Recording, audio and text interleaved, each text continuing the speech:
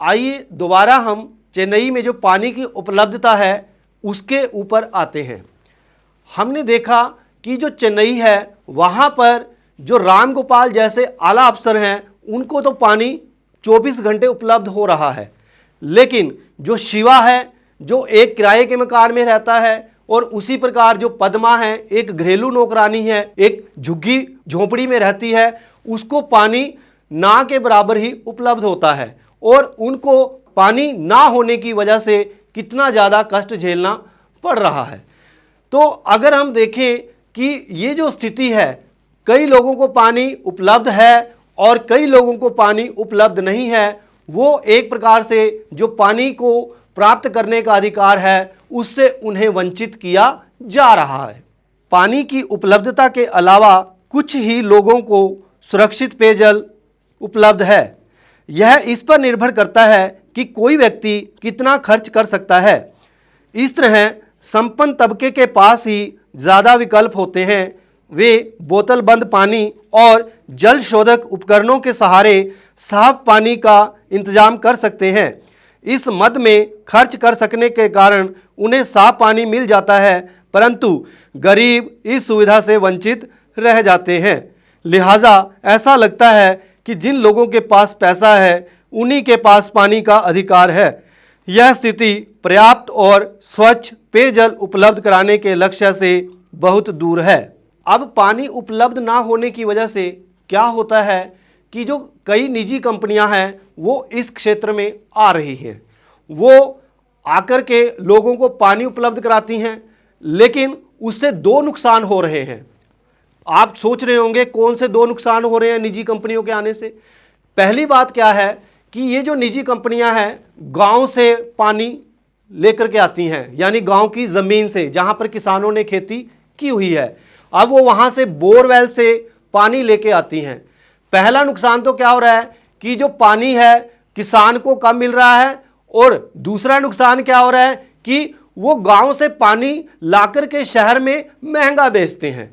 अब महंगा बेचते हैं, अब लोगों को तो साफ पानी चाहिए ना। अगर साफ पानी नहीं मिलेगा उनके लिए चाहे उन्हें जितनी भी कीमत देनी पड़ेगी वो देंगे, और इसलिए जो निजी कंपनियां हैं ज़्यादा से ज़्यादा मुनाफा कमाने के चक्कर में इस क्षेत्र में ज़्यादा से ज़्यादा आ रही हैं।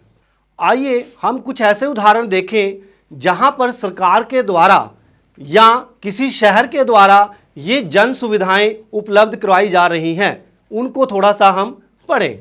भारतीय संविधान 6 से 14 वर्ष की आयु के सभी बच्चों को शिक्षा के अधिकार की गारंटी देता है।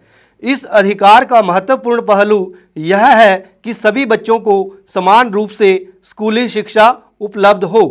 इसी तरह का एक उदाहरण दिल्ली में मेट्रो रेल से संबंधित है। कम दूरी के लिए बसें ही सार्वजनिक परिवहन का सबसे महत्वपूर्ण साधन है। ज़्यादातर कामकाजी लोग बसों से ही अपनी मंजिल तक पहुंचते हैं।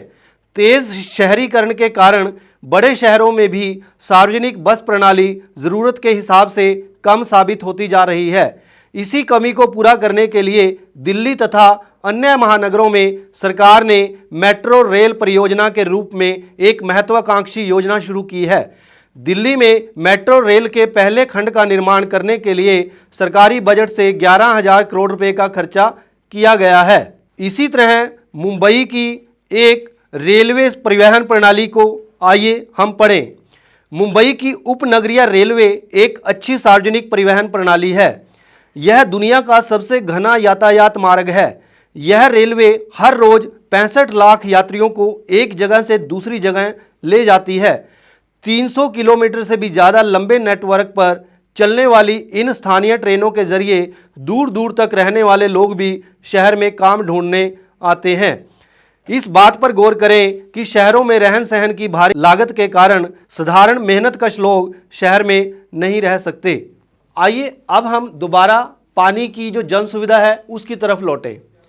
क्या होता है कि नगर पालिका जब सही ढंग से पानी स्वच्छ या शुद्ध जल नहीं उपलब्ध करा पाती तो कई लोग शिकायत करते हैं कि ये जो सुविधा है ये निजीकरण कर देना चाहिए, अर्थात निजी व्यक्तियों के हाथ में पानी की आपूर्ति सौंप देनी चाहिए कहते हैं। लेकिन हो सकता है उनकी बात सही भी हो, लेकिन अगर देखा जाए जहां जहां पर इस प्रकार के उदाहरण सामने आए हैं वहां पर लोगों के द्वारा विरोध किया गया है, लोगों के द्वारा कुछ दलीलें पेश की गई हैं निजीकरण के विरोध में। वो कौन कौन सी दलीलें हैं, आइए उनके बारे में थोड़ा सा जानें।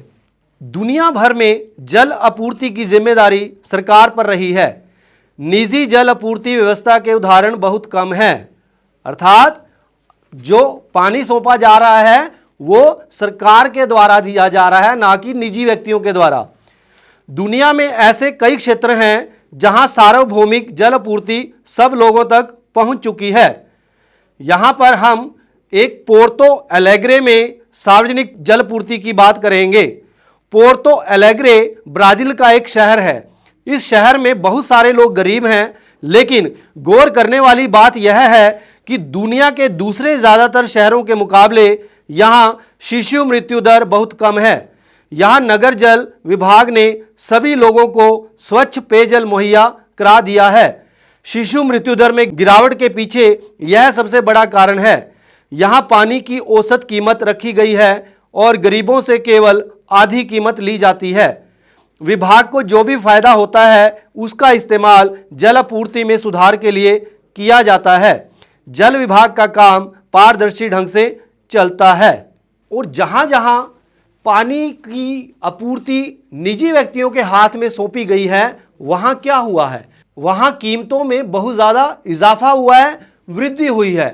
और ब्राज़ील और दक्षिण अमेरिका का एक देश है बोलीविया, वहां पर क्या हुआ था कि जो पानी की आपूर्ति थी वो निजी कंपनियों को सौंप दी गई और वहां पर इतने बड़े विरोध हुए, इतने कह सकते हैं एक प्रकार से लोगों ने सड़कों पे आकर के सरकार के खिलाफ नारेबाजी शुरू की और अंततः सरकार को अपना फैसला वापस लेना पड़ा।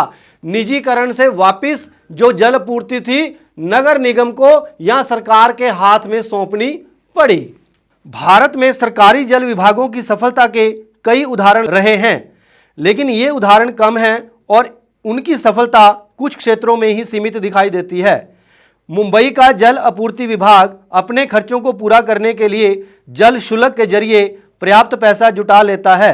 हाल ही की एक रिपोर्ट से पता चला है कि हैदराबाद में जल विभाग के दायरे में इजाफा हुआ है और उसकी आमदनी बढ़ी है। चेन्नई में जल विभाग ने वर्षा जल संचय करने के लिए कई योजनाएं शुरू की हैं ताकि भूमिगत जल सुधार में सुधार लाया जा सके। वहां पर पानी की ढुलाई और वितरण के लिए निजी कंपनियों की भी सेवाएं ली जा रही हैं और जन सुविधाएं उपलब्ध करवाने के लिए कई गैर सरकारी संगठन भी आगे आए हैं। तो एक प्रकार से हम इस निष्कर्ष पर पहुंचते हैं कि ये जो जन सुविधाएं होती हैं एक प्रकार से सरकार को अवश्य ही उपलब्ध करवानी चाहिए, क्योंकि ये जो चीज़ें हैं वो मनुष्य की आधारभूत चीज़ें हैं और उन्हें मिलना व्यक्तियों और उन आधारभूत चीज़ों को लोगों तक पहुंचाना सरकार का काम है। सरकार इस दिशा में सजग भी है और वो काम कर भी रही है, लेकिन देखा जाता है कि ज़्यादातर शहरों में कुछ इलाकों में सुविधाएं उपलब्ध हो जाती हैं, लेकिन कई इलाके ऐसे होते हैं खास करके जो झुग्गी झोंपड़ी होती है या कुछ और इलाके होते हैं जहां पर ये सुविधाएं उपलब्ध नहीं हो पाती। और इसी तरह जो ग्रामीण इलाके हैं वहां पर भी कोशिश सरकार के द्वारा की जाती है, लेकिन कई बार सरकार इस कार्य में विफल रहती है और इसीलिए सरकार को ज़्यादा से ज़्यादा और प्रयास करने चाहिए कि ये जो आधारभूत चीज़ें हैं, ये जो आधारात्मक या आधारभूत जन सुविधाएं हैं हर व्यक्ति तक, हर शहर में और हर गांव में ज़रूर उपलब्ध करवाई जानी चाहिए।